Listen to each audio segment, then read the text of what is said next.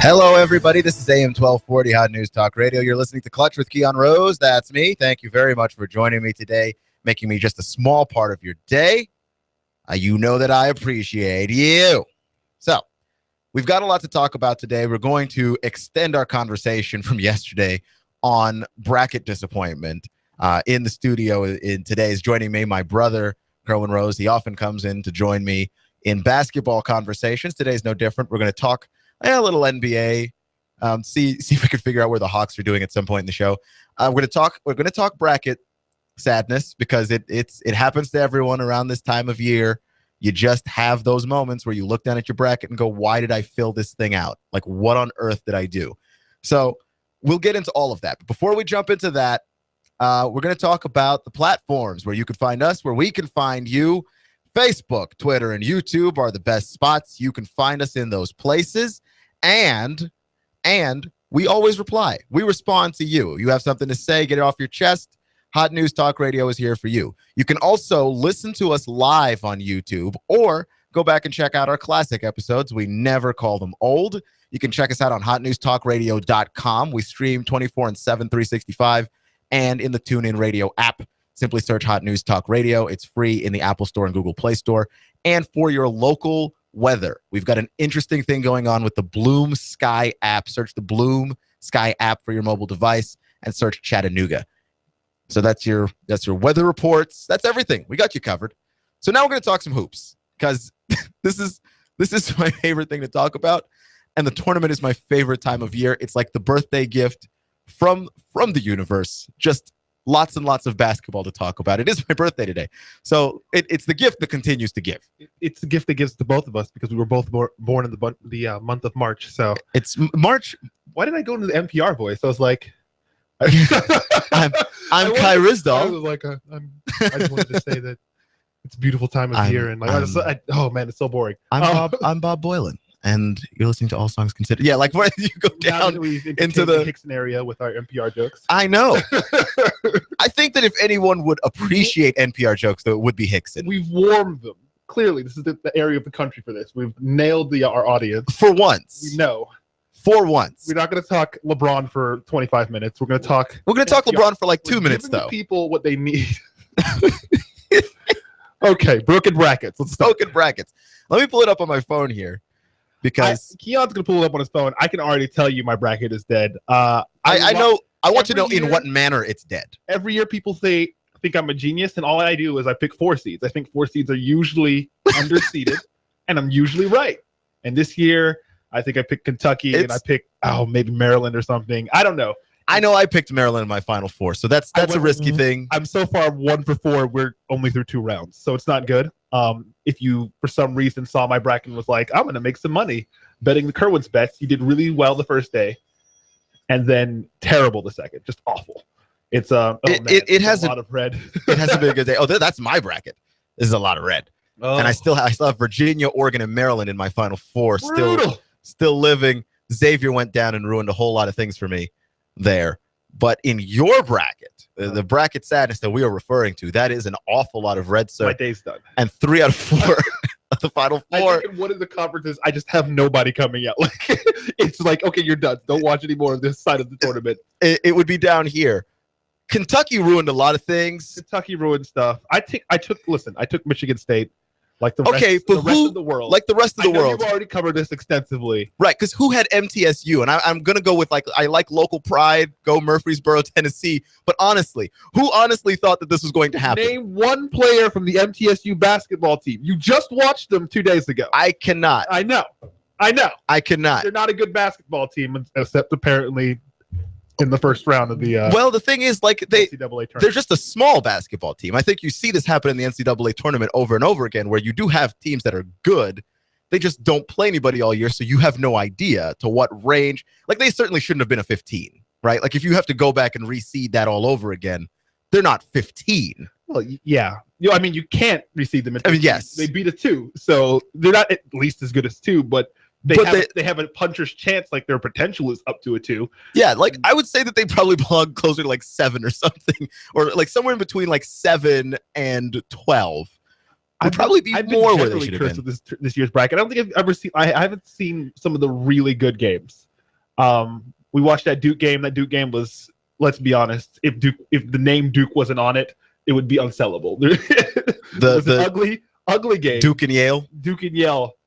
Just an ugly game. Right. Not pretty. Duke is Duke at all. And Yale, because of the upset, that was a cool storyline. But that wasn't a great game of basketball.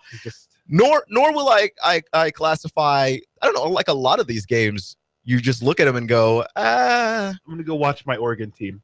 That's the only team that I have left in the tournament. Happens to be my national champion. I'm pulling for Oregon. I'm gonna win this bracket on the back of the Oregon Ducks. You need me to lose a lot of things. Day glow green Nike uniforms. I chose Oregon also. Oh, listen. So you need me to do a whole lot of losing here outside of, because you would still be rooting for my champion too, right? And so then you'd need one of the others to go down. That I'm getting second place in this bracket pool. The Hot News Talk Radio bracket challenge that was, I wouldn't call it successful. I wouldn't call what happened there successful. So I mean, I guess to wrap this whole thing, it's March. We were very happy, and then we were very sad. And then you were very sad, like every March, really. Right. It's only a matter of when. I think I only had like one year ever. Glory. It's like you play to win, but really you play knowing you're going to lose, and that's the joy in it. That doesn't sound like joy, but that's how I guess Americans live their lives. Futility, though. There's something in it. It's like the myth of Sisyphus. You just know that when you push that rock up the hill, it's coming back down. You don't have to. We're just nailing our audience. I know. Nailing it. You want to talk some Hawks basketball? Say what? You want to talk some Hawks basketball? Let's talk some Hawks basketball because they lost to the Wizards last night, and before that though they won 6 out of their last 7, 5 in a row. I think they're 8 out of their last 10. I was. Did you catch the Zach Lowe article today? I did not. So you're gonna have to fill me in on that one. I wasn't able to. He was just talking about how the Hawks kind of in this weird place in that they won 60 games last year and they look to be a legitimate, they weren't going to beat out. No one was like, oh, they're going to destroy Cleveland, but they definitely were in the conversation of a top 5 team in the NBA. Their offense was unstoppable. And then the Wizards just sort of figured them out. Like they were just like, okay, we're just going to switch everything on Kyle Korver. We're not going to give you, Kyle Korver screens. We're not going to let him stretch our defense at all. We're going to drop back and we're going to make your guards shoot. And you know what? The Wizards, without John Wall, nearly beat them. And then in the very next round, I don't know who they played. It was Cleveland the following round. That was the Eastern Conference Finals. The NBA saw that and they adjusted. And then the Hawks struggled at the beginning of this year and have just come on lately. But they just, instead of focusing so much on offense now, the article was talking about how they switched their intensity more on the defensive side of the ball and how they used their 2 extraordinarily talented big men in Paul Millsap and Horford Al Horford to gain speed advantages on the edge.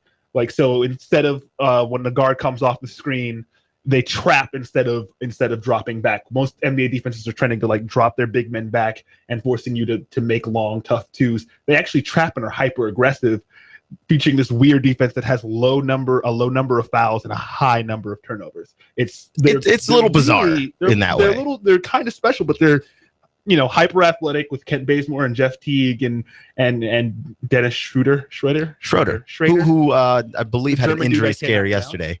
Yeah, he did. Oh, I've heard everybody mispronounce his name though. It's not just you. That's everybody. Where everybody's like Schroeder or Schroeder. You can't pronounce him. And it's just a really interesting article about how the Hawks are trying to still remain relevant in the NBA, even though they don't have a clear superstar, which is really hard to do. Yeah, there are all-stars on that team. There are stars, but there's no superstar for the Hawks. And it's difficult to do in the NBA. You need a superstar. It looks like it doesn't seem possible. Even if you play like the selfless basketball that the Spurs play, like you still have Kawhi Leonard. Like you still need to have you have a top 5, top 10 player even. And the Hawks don't have that, but they have great coaching. And they have they have 2 top 20 players in Paul Millsap and Al Horford. And Al Horford is the second best power forward in the league right now. It's hard to make an argument against that. What else are we talking about, Keon? Talking about the Hawks. Let's jump to women's college basketball because that returns today. UConn is doing something that is absolutely ridiculous. And I want to set the scene here because it speaks to the lack of depth in women's college basketball. And I was talking about gender equality a little bit yesterday, which is how I got on the subject. But they, in the first round of the women's college basketball tournament, UConn beat Robert Morris 101-49.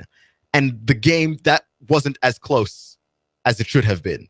They were winning. They were up 64-15 at half. And you only hear these numbers in conjunction with those like bizarre girls basketball games from high school, where you got one high school beating another high school like 101-2 or some bizarre thing. I was watching their top player. I think she blocked one of the players on the other team like 3 times in one possession. It was ridiculous. They played a 20-minute game and then sat down for the last 20 minutes of the game.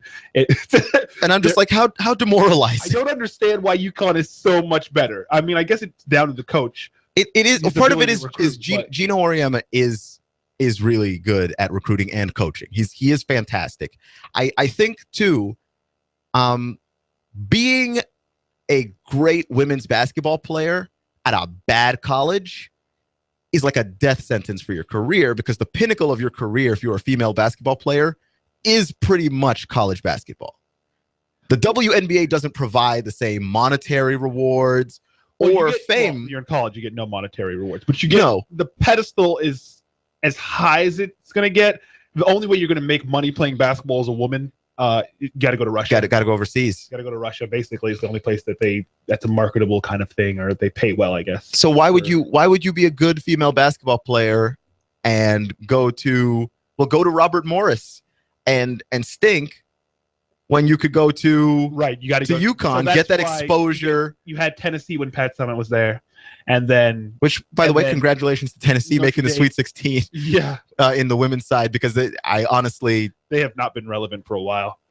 Yeah, I mean, it's hard to be relevant. Anytime anybody talks about women's basketball in reference to college, it's got to be UConn. They seem not to lose basketball but games. you had the Tennessee thing where like you knew that UConn and Tennessee, the Lady Vols, they'd meet them at some point in the tournament, and like UConn, like especially in the last 4 years, UConn would usually win, but you knew like Tennessee's going to give them a challenge. Like Tennessee actually could beat them. Where you have now with Holly Warlick as the head coach, and a lot of people have poo-pooed her. I have also on this very show. Oh, what a surprise! But she's done Keon Rose just taking subtle shots at people for no reason. It wasn't for no reason. The Lady Vols weren't playing very well, and they have one of the better players in the nation. Like that's not at UConn. So like you would expect them. You'd expect them to play better, and they weren't. Like they were playing really bad, especially early on in the season. You're just like, oh my gosh, what's wrong with them? Like they pulled it around. The talent's not like the women's college basketball. It's just not that deep. So they weren't ever in like doubt of making the tournament. It's not the LSU Ben Simmons situation where where arguably one of the best players in college basketball went to arguably one of the worst teams in college basketball. Unbelievable. Like he could have gone to the SEC, like any SEC school. Georgia's coach is really good. They just don't have the talent.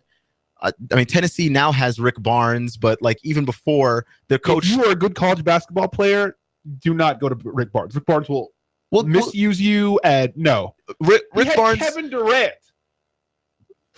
He had Kevin Durant for a whole year, and they managed to misplay Kevin Durant. But he didn't. They played well during the season, but Rick Barnes can't get it done in the tournament. He just can't do it. In spite of Rick Barnes' coaching, I know you're going to cite the record. You're going to cite that they finished second in the second round of the tournament. Rick Barnes has had. In spite of Rick Barnes, I wouldn't say that because there have been some really bad Rick Barnes teams in terms of recruiting. Like they're just like when your best player is Jacobin Brown. And you're in the second round of the tournament, like that's not a team winning in spite of you. I want to inform Tennessee because we used to live in Texas and we know a little something about Rick Barnes. To me, a bit about this guy. It's countdown to when he gets fired. I'm sorry, that's what it is. I don't think so. We can't send our kids there. They're going to get. I say let Rick Barnes elevate your team to tournament status because he can at least do that. Oh, okay. Here we go. We weren't at tournament status. We're still not. Did they make the tournament this year? No, they did not. They just missed it. Mm-hmm. But again, let Rick Barnes recruit for you. Bring in some guys. Get you to tournament status. Then if you feel like you got an above-average recruiter and a significantly below-average coach. I think he's an average coach. I think he is a solid basketball coach. You don't even have to be really that great at coaching in college basketball, and somehow he's not. He's worse than that. I think you do actually. He's worse than that to make the men's tournament. because you see it every year. Like the moment these little mid-major schools or other schools make the tournament, they start shuffling around to see who can jump up. You even saw it with UTC's coach last year, Will Wade.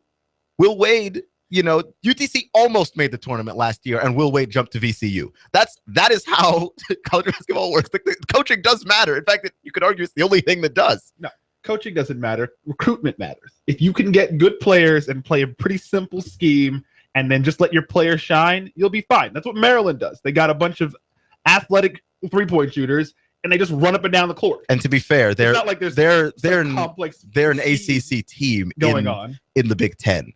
The Big Ten is, we play slow basketball. We're going to grind you out. Right. And Maryland is like, why? Right. We just came from the ACC. They don't do that over there.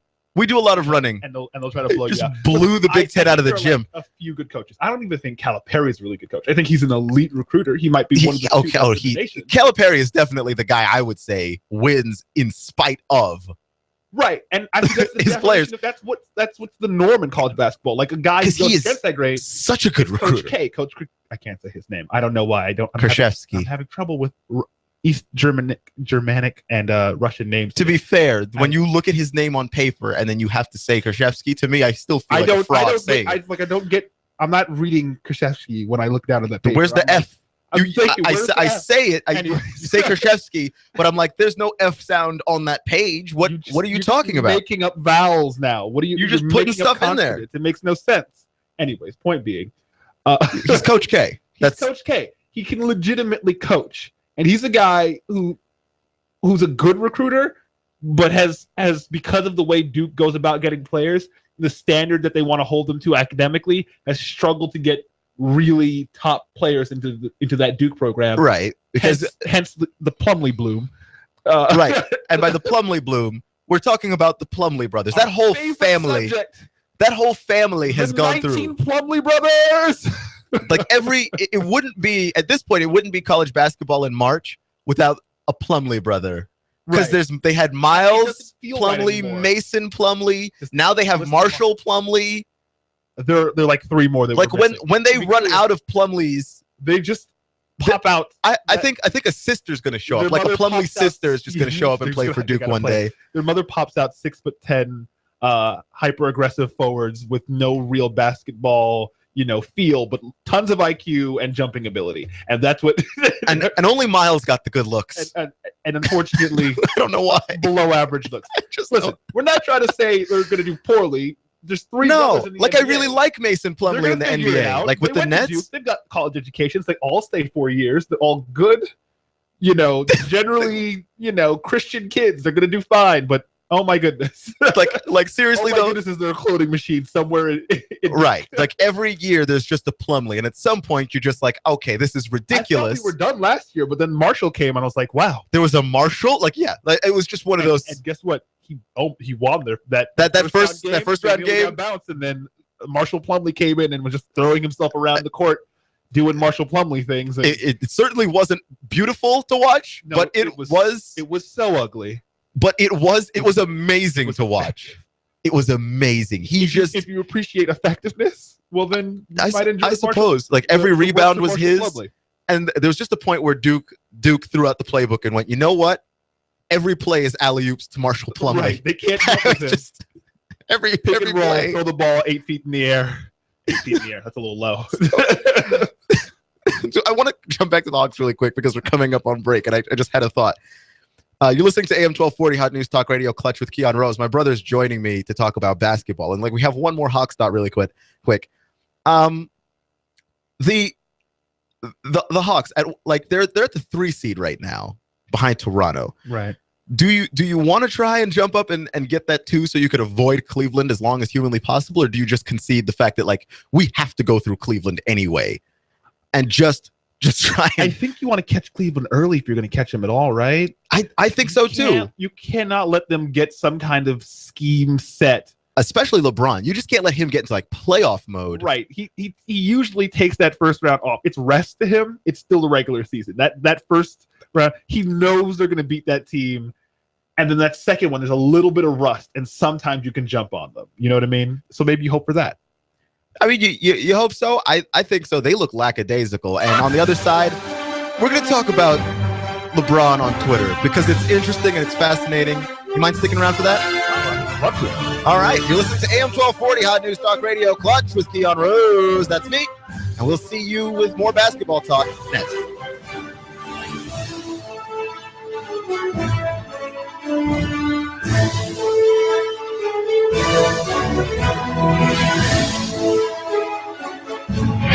I'm blowing everything up. We're starting over. I'm doing a new show. I want guys who push it to the middle of the table and go over the top. Take a risk, fail miserably. I'm right, and I'm not wrong, and I'll never back down. Conflict works. Allow it. It's The Herd with Colin Cowherd. Right here and everywhere. Noon Eastern. You give us 12 minutes and 40 seconds. We'll give you Chattanooga and the world. News Talk 1240. You feel better outside your home or business than in. Indoor air quality is important. Mildew, mold, smoke, water, and rodent damage are prime causes of poor indoor air quality. Ducts, Indoor Air Professionals, better known as Duct Busters, cleans HVAC systems using 127 definable Duct Busters steps. Let Mark Thompson address the indoor air quality at your business to help reduce employee illnesses. Prevent fires by cleaning your dryer vents. Mark and his parents, Dick and Joan Thompson, have been building our local economy and helping local people with HVAC systems 16 years. Ducts, Indoor Air Professionals. Call 876-9907. 876-9907. Ducks. Call now. We're going to kill them all. We're going to kill them all. Let them cough. Let them wheeze. Let them sneeze. We're going to kill every one of them. We're gonna stop you dead in your tracks. Black mold has been known to mimic ailments such as asthma, emphysema, and other ailments that affect the well-being of your body. Black mold is the silent killer. Fight back today with a free estimate from PuroClean. The paramedics of property damage is PuroClean. Call 875-6136 for your free inspection and estimate today. And no, bleach does not kill mold. In fact, bleach is primarily made up of water and adds more moisture to your mold. The mold experts at PuroClean use proven products and state-of-the-art science equipment. They'll remove all traces of that deadly killer black mold. Call PuroClean now at 875-6136. Plus, your homeowner's insurance may cover it. Call PuroClean today at 875-6136. We're going to kill every one of them. Not if PuroClean has anything to do with it. Call PuroClean today at 875-6136. Expect fair skies to continue through the nighttime. Not as cold overnight, lows 42 to 45. For Wednesday, partly cloudy, dry, pleasant, highs into the upper 60s. More clouds, though, on Thursday with showers and storms marching in from the west late, and some of these storms could be strong. There's so much love for Taco Bell's new quesalupa with delicious melted pepper jack cheese baked right into the shell. It has everyone talking. Have you tried one yet? Only at participating Taco Bell. And I'm Sourcine 12 Chief Meteorologist Patrick Core. On AM 1240 Hot News Talk Radio. When the weather turns bad, turn to AM 1240 Hot News Talk Radio. On the net, hotnewstalkradio.com. Follow us on Twitter, YouTube, and Facebook. From the Hot News Talk Radio Weather Center. Chattanooga, we've got you covered. When the weather turns bad, the Tennessee Valley turns to Hot News Talk Radio. Go, go, go, go, go, go. You give us 12 minutes and 40 seconds. We'll give you Chattanooga and the world. News Talk 1240. AM 1240 Hot News Talk Radio with your Hot News Now update. The demographics of some Hamilton County schools could be changing next year. School leaders are wanting to rezone 42 children from DuPont Elementary and move them over to Alpine Crest Elementary. The reason is DuPont is over capacity by about 50 students, while Alpine is under capacity. Ben Coulter is a Hamilton County school demographer, and he believes that the move will be helping both schools. The district attorney in Hamilton County, Neil Pinkston, has announced that the mayor's violence reduction initiative is a failure, and he will be launching his own anti-gang efforts. Neil Pinkston said this: "The full council has asked for my take on VRI. Let me be clear, my office is not the problem, and I will not allow my staff to bear responsibility for the city's failure." The Carrabba's Italian Grill on Hamilton Place Boulevard caught on fire yesterday. 6 fire companies responded and managed to put out the blaze just in time. If it's going on in the Tennessee Valley, it's going on Hot News Talk Radio. Hot News Talk 1240.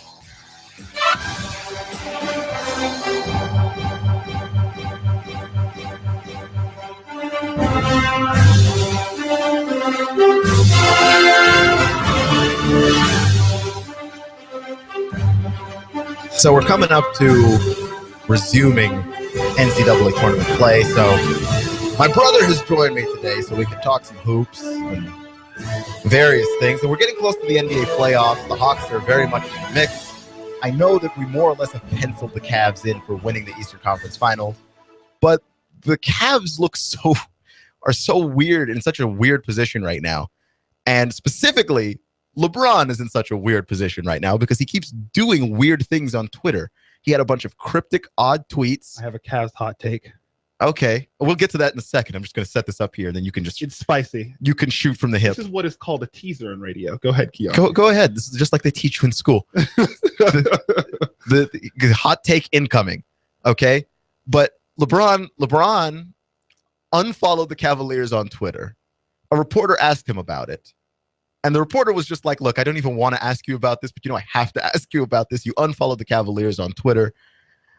Could you talk about that, please? LeBron says something along the lines of, I don't want to talk about it. Next question. Another reporter asks him a question about the game. And then LeBron just goes, you know what? I can't do it. And then he gets up and walks out of the presser. So how did I miss this? Oh man, it's great. It's great. I wish I wish I was at a computer so I could have edited that audio and get it on the show. I'm going to try and get it on later. But yeah, LeBron was just like, I can't. And then just walked away after telling them to move on to the next question. And they did. The media actually respected the wishes of a player and moved on to the next question, which was a legitimate question about the game that they just played. And LeBron just walked out of the presser. What is wrong with LeBron James? What is wrong with Cleveland? Send us your hot take. Before I do the hot take, I want to preface this spicy take. Before the hot take, I want a nice dollop of sour cream just to mellow everything out. We are well aware that LeBron is the best player of the last decade. We know. We don't have to rehash this every single time. We're aware he's the best player to have played basketball in a decade. We got that. Set that aside. Hot take. Kevin Love or Kyrie Irving is going to get traded, and LeBron is the one who's going to initiate it. One of those two got to go. He has had problems with Kyrie Irving, and obviously he's had problems with Kevin Love. Yeah, but here's the thing: I think Kyrie's got to be the one to go. Yeah, I'm not saying that they will. I'm just saying Kyrie's got to be the one. You got to figure out what you want to do with Kevin Love, and the way to go forward, really, if you're going to keep all three of them, you have to move Kevin to the center. You got to move LeBron to the 4. Find a decent 3, okay, and draft a point guard. Like point guards are easier to replace. Or you could keep Kyrie Irving as point guard, or you could trade him to get somebody like a Chris Paul, who is a more around the age group that you want to do, is already in command of the offense, wants to pass. It may work better. We'll see. I think that would work better. That's an interesting decision to make. Because Kevin Love and LeBron have their problems, but Kevin Love so desperately wants to win a championship, he'll stick with LeBron. Now back to the LeBron bashing. Okay, that was after the hot take. The hot take, the Cavaliers will trade. The hot take subsided. But LeBron, why do you keep saying weird things on Twitter and doing weird things on social media? Why he's so weird? It should be a permanent segment because he cannot stop himself. I don't understand this. What is it about Twitter that has LeBron so... I'm going to change the world, or at least the world in my immediate surroundings, with this one tweet, and then he fires some vague bomb that maybe 2 people know what it means, and everybody else speculates. It's like he doesn't understand that he's LeBron James, and that 17 million people follow him on Twitter, and that it's like incredibly easy. He has to know words. He has to know when there's only 140 characters. This is the problem with Twitter. You should do nothing but announce your next book deal or your next television show. The LeBron James 13s are coming out. Right. Okay, cool. Thank you. That's helpful and useful information that can only be misconstrued as an ad. Because it's not that I don't care about LeBron's life or anything like that. That's basically the point of Twitter. And the reason why everyone has one. Like, I have a friend that's on Twitter, and he's just like, I had strawberry cereal this morning. Like, dude, nobody cares. But you're LeBron James, people actually do care. But it's the season. Everything that you do and say on Twitter will be speculated. with and against and for and all the different ways that you can go about that. Like, why would you say anything at all? I don't understand this. Unfollowing the Cavaliers on Twitter. Your thumb did not slip off of that one. There's so many all right? moments. There's I just don't get it. He had on his Twitter banner or whatever. And before you go on any further, when you're done talking, I have a LeBron James hot take. You have a LeBron James hot take. Oh, a very LeBron specific hot take that's coming. That's a second teaser in one segment, guys. You're in for a treat. Okay. In his info section, he had hashtag win one for the land or something like that. Something terrible. The land being Cleveland. Something corny in a way that only LeBron can do it. Midway through the first half of the season, mild troubles. Kevin Love's not fitting in again. We don't know what to do. He deletes win one for the land. I'm like, what are you doing? Like what? You don't want to win one for Ohio anymore? Pay like you just somebody to run your Twitter. Don't touch it. That's all you need to do. Okay. That advice, by the way, goes to Robert Griffin III. Ban yourself. Robert Griffin. Look, there's a long Colin long Kaepernick. A bunch of guys that are on social media.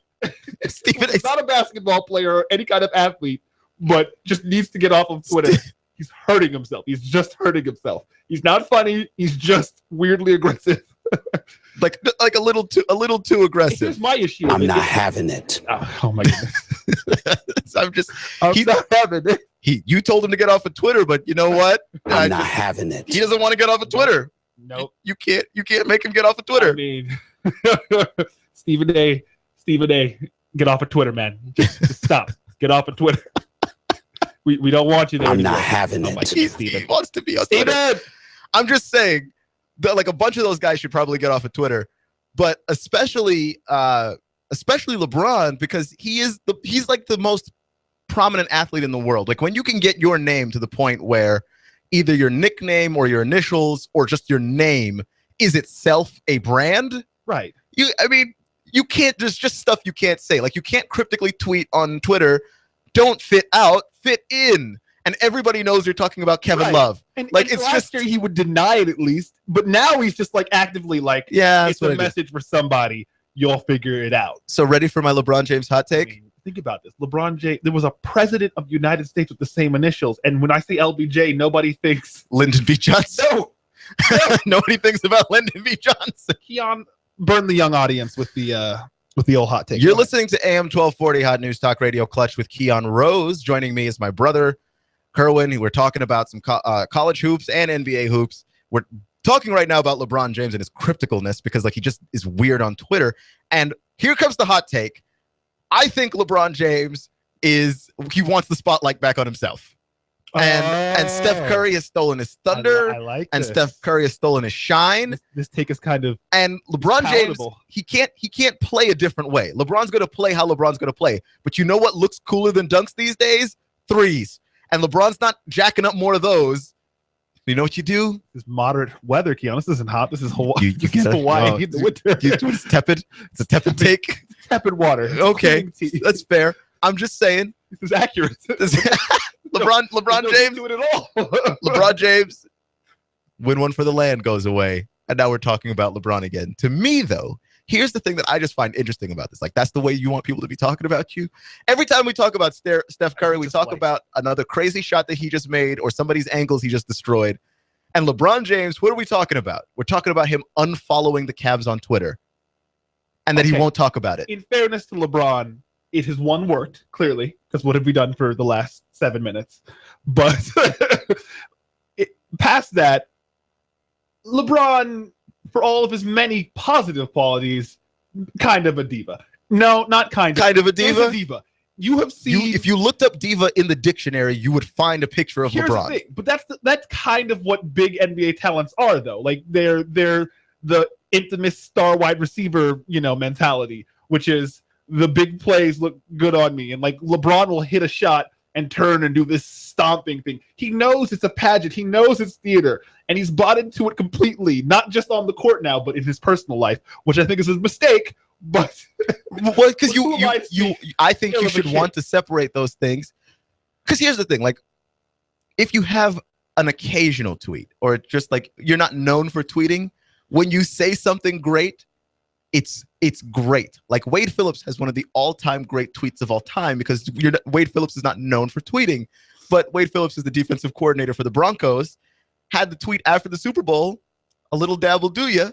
A lot of dab will undo you. Oh my goodness. I laughed so hard reading that. Oh my goodness. It was the greatest thing I've ever read. I wonder if he workshopped that. Like, I feel like that's something you have ready to go before the Super Bowl, and you're just so confident you're going to win it and all this other stuff. You have to. You've hyped yourself a little bit.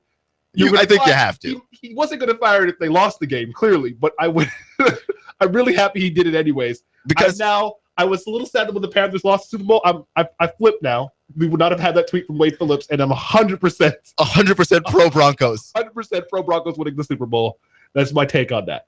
A lot of dab. A lot of dab will do.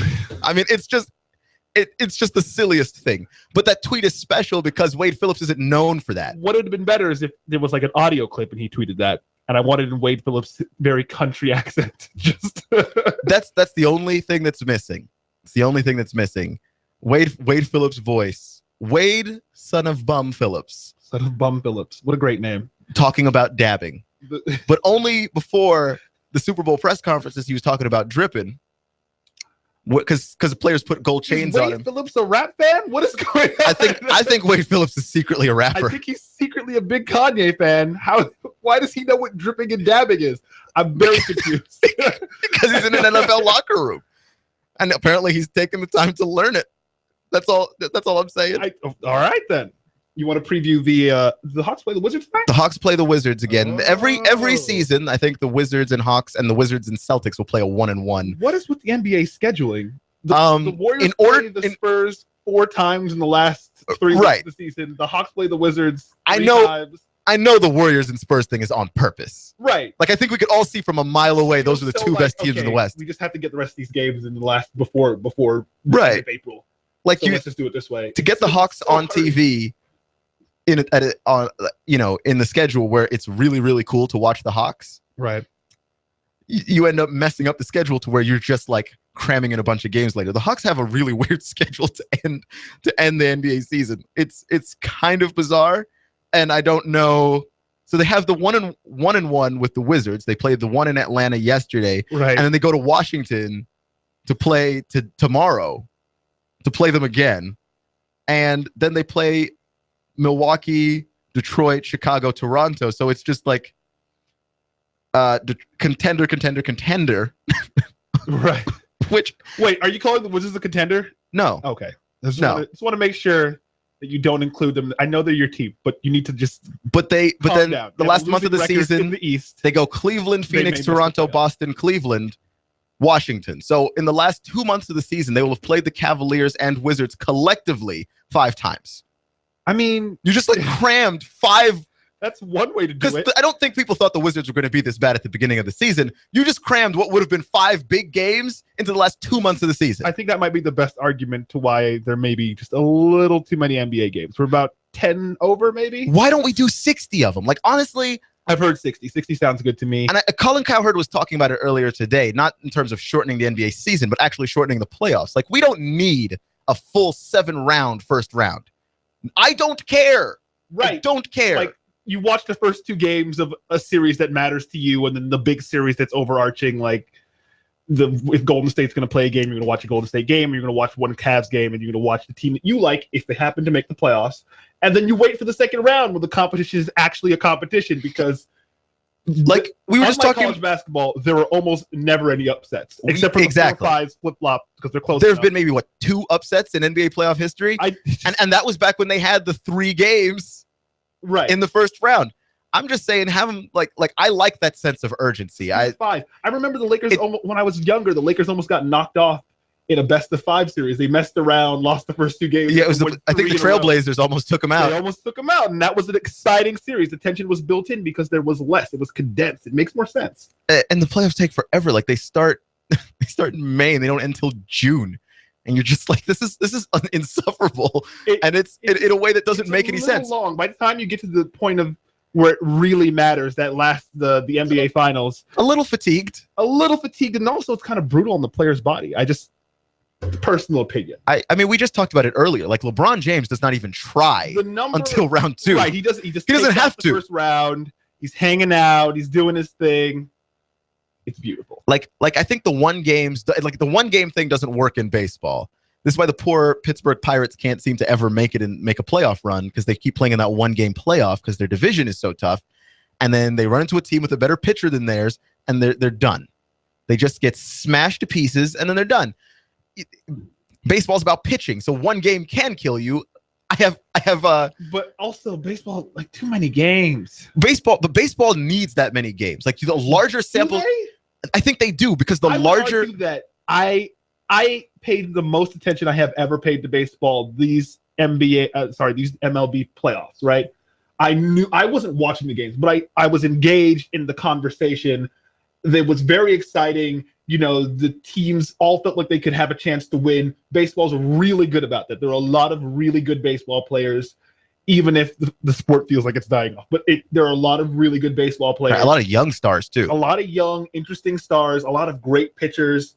But baseball's is something you can skip over for like the first 3 months of the season. I think that Major League Baseball is aware of this. I don't know how you get the good sample size of games. A month before the playoffs. Like, it's the only time I care to watch anything is a month before the playoffs. That's crazy. I'm a baseball fan. I'm probably the biggest baseball fan you know. And honestly, I don't start paying attention until midsummer. Midsummer is like middle of the season is like, okay, who's in the hunt now? Right. There's nothing like the pressure of a baseball game. Like, if it's tied coming into the 8th or the 9th inning and you really have skin in the game, so that means if you're betting or rooting for somebody. Or if you're a little more wholesome, rooting for somebody, you're actually a fan of the team. The nerves are huge. I'm a Yankees fan, not a big one. I'm not going to throw that out there, but I like the Yankees. I favor the Yankees. If I see the Yankees, I'm like, hey, I can name a Yankee. Does Derek Jeter still play? Derek Jeter does not still play for the Yankees. Dear God. That was a joke. Name a Yankee. Now I'm worried. Oh. Mark Teixeira. Mark Teixeira is a Yankee. Oh, you just barely got that one.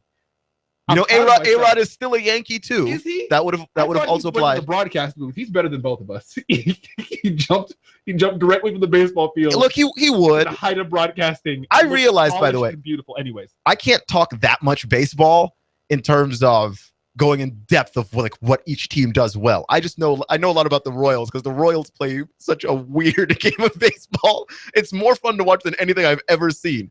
The Royals. Like, a lot of teams start following stats and numbers. The Royals steal when you shouldn't steal bases. They bunt when it makes no sense to bunt. And they won a title doing nothing correctly. I still can't understand. They're just having fun, man. I don't get it. So you're a Nationals fan, unfortunately for you. What do you think about... I wouldn't say unfortunately. I think they're going to have a... No. Have you talked about Bryce Harper's comments? I have, actually. That's another problem baseball has. I actually agree with him. I think Bryce Harper is generally an idiot. But... in this case, why Bryce Harper is like baseball's Cam Newton. He just says what he feels. Fair enough. But here's the thing. I think Cam is smart and genuinely engaging. That's a personal opinion. And having never met either one of these young men, I think Bryce Harper is not that. I think sometimes Bryce Harper does come off as a meathead, but I think he's very smart. He's probably smart. Listen, he's no way he's completely dumb. He does know how to do something at a very high level, but he's a brash guy, and certainly to the establishment of baseball. I enjoy the brashness. I enjoy he's going to flip his bat. I understand you're there you're there to compete, but you're also there to entertain. Don't get it twisted. And that's what I want. Have to be there. I'm a huge basketball fan, as are you, obviously. That's what we love about the sport, the touchdown celebrations in the NFL. I mean, guys celebrate all the time in hockey. Baseball is the one sport you knock a 4-run homer, you win the game in the last moment. And if you flip your bat, if you take your time going around the bases, the next time that you're up at bat, you might get hit with a pitch. That's so weird to me. They'll actively go after you, and it's not frowned upon. Like, you'll get a game suspension and mildly fined. The rules allow for you to retaliate because a guy was a little bit too flamboyant. What? So wait, no, dancing and celebrating that's unsportsmanlike. But the retaliation of hitting a guy with a baseball moving upwards of 90 to 95 miles per hour, that's not unsportsmanlike, right? A very spherical rock. I don't understand it. It makes no sense. And I'm being serious. I am not exaggerating. Do we have to wait till somebody dies before we change that? That's not okay. Oh my goodness. Somebody could actually die from that. I don't know, man. It's so crazy. Can we switch gears? We can. This is AM 1240 Hot News Talk Radio. You're listening to Clutch with Keon Rose. Joining me is my brother Kerwin. We're talking about apparently baseball, which I didn't think that was a topic we were ever going to cover with you on the show. I'm a little disappointed in myself. We went there for about 3 minutes. To be quite frank with you, I'm a little disappointed in myself. Well, so the topic I wanted to cover is one that we just never really get to talk about. Boxing, man. I wanted to talk a little boxing with you. Okay, because we've got a big fight coming up in the world of boxing. Amir Khan and Canelo Alvarez. If you really want to go into that one, the boxing is the sport that won't die, as they say. What was it? The boxing is a sport that. Oh man, I can't think of the quote. I'm bad with words and quotes and remembering things. And ordering my sentences, apparently. As a boxing fan, it kills you, but it won't die. It does just enough to continue to be relevant, but it's not going away, but it's not progressing either. So we're both boxing fans, but we haven't prepared for this segment at all. No, so we're going to see ourselves the ability to tread water when we are unprepared. It's a Rose Brothers specialty. Quite frankly, masters of words. We are. We just show up and say stuff that sound great and lack substance. We'll try and see if we can fix that here. So, yeah, a little boxing talk. Amir Khan, Canelo Alvarez. I'm excited about the fight, sort of. Sort of. Is it that you already know who's going to win? That is correct. Like, I feel like, because we all know that the only reason why Amir Khan is fighting Canelo Alvarez is two reasons. One, they need to give Canelo a good fight, right, that he can win. Exactly right. And Amir Khan is arrogant enough to take it. You have to be at a certain level. He's very cocky, and he's sure he's going to win. And he could shock the world. He could. I watched some clips of him today from his training camp. He's showing incredible hand speed, but it's just like now you're carrying more muscle than you've ever carried. You're going to be tired. This goes for the UFC as well. Whenever these guys prep before the fight, they're like, I'm doing this new thing. It's changed the way I approach fighting. Amir Khan does this all the time. To a whole nother level. I just want one guy to come in and be honest. Listen, I did the same thing I did last time. I won last time because I'm really good at boxing. I'm really good at fighting MMA. That's all it is. Okay. And you're going to win this time. I got tired a little bit at the end of my fight. We're doing a little bit more cardio this time. I got muscled around in my other fight. We're going to do a little bit more strength and conditioning.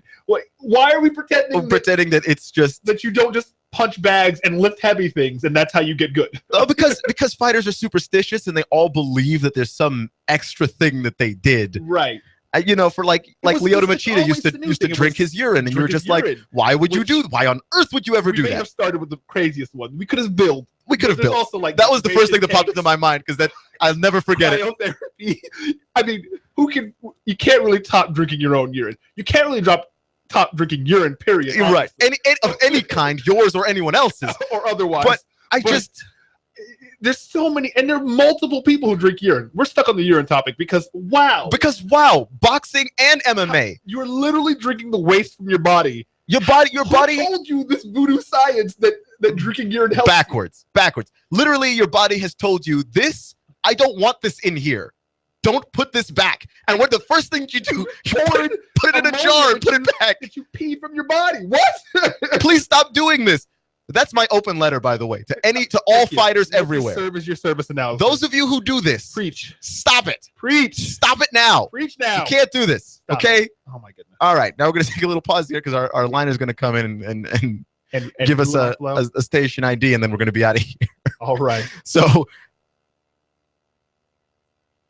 no liner. No liner. We got a. I guess you're winging the liner. Go ahead. I am winging it, but also I feel like let's just. You give us 12 minutes and 40 seconds. We'll give you Chattanooga and the world. News Talk 1240. You've been listening to AM 1240 Hot News Talk Radio, Clutch with Keon Rose. Thank you for joining us today as we took a little more of a wild and wacky romp through the world of sport. I'd like you to join us tomorrow. We've got more college basketball to talk about and some college football news that you might find a little bit surprising. Remember, it's not how you start, it's how you finish. Stay clutch, and I'll see you in 24 hours.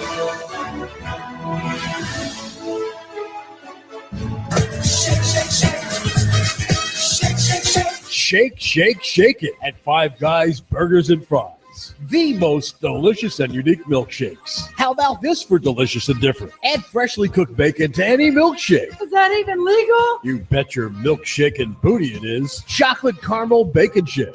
Coffee caramel shake. All hand blended. Shake, shake, shake it. Down at Five Guys Burgers and Fries. Just about any flavor shake that you can imagine. And they are delicious. Get your shake, shake, shake on at Five Guys Burgers and Fries. Five Guys Burgers and Fries, located at Hickson at North Point. Gun Barrel at the Walmart Center. Downtown 4th and Broad. And in Cleveland at Keith and Stewart. Sign up today. You want to take these classes. 50% off. Limited time offer. 50% off of all classes at P5 Preparedness. Space is limited. Sign up today. 50% off of all of their classes at P5 Preparedness. P5 Preparedness on East Brainerd between Gun Barrel and I-75. Look for the Green Army truck, 423-602-2175. Look for us on Facebook. In the middle of our street. Hi, I'm Sabrina with Sabrina Realty Associates. Now is a great time to sell your home. In our area, inventory is at an all-time low, which translates into higher sales prices. Call us today at 423-499-7780 to set up a free consultation and discuss our unique and aggressive marketing programs. We will provide you with a free market analysis to determine the right value of your home. Call us today at 423-499-7780 or visit our website at SabrinaRealty.com. Our house in the middle of our street. Our house. Money, lots and lots of money. I want to buy in the sky. On your signature, you can get $150,000. Can you believe that? $150,000 on your signature. Hi, I'm Bruce Krebs with the Entrepreneur Source. There's a program right now that you can get $150,000 on your signature with no pledge of collateral or personal guarantee. Call me at 423-875-5621 to learn.